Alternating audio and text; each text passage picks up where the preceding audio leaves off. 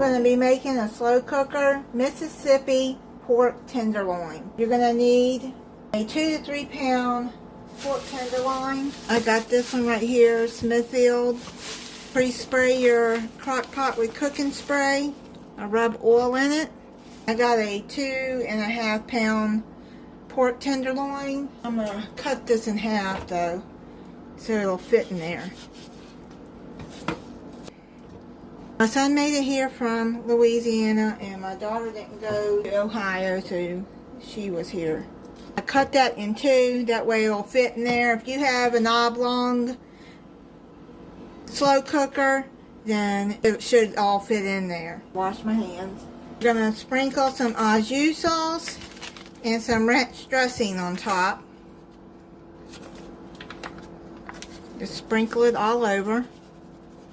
Now don't put extra salt in this, because if you do, it's going to be way too salty. Because all of this has plenty of salt. This ranch got hard.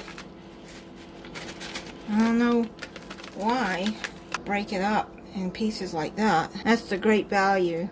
I've noticed that it gets hard like that in the package, but if you break it up, it'll stir in together when it starts cooking. I'm just going to put that on top like that.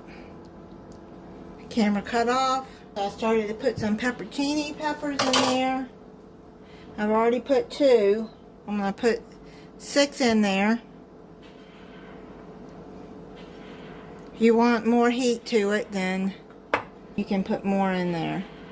Okay. 6 pepperoni peppers, and then put a 1/3 cup of the juice on there.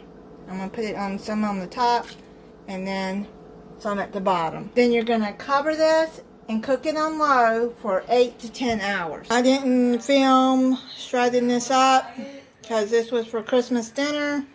Everybody loves this pork roast. They say it's so good. I agree, it is very, very good.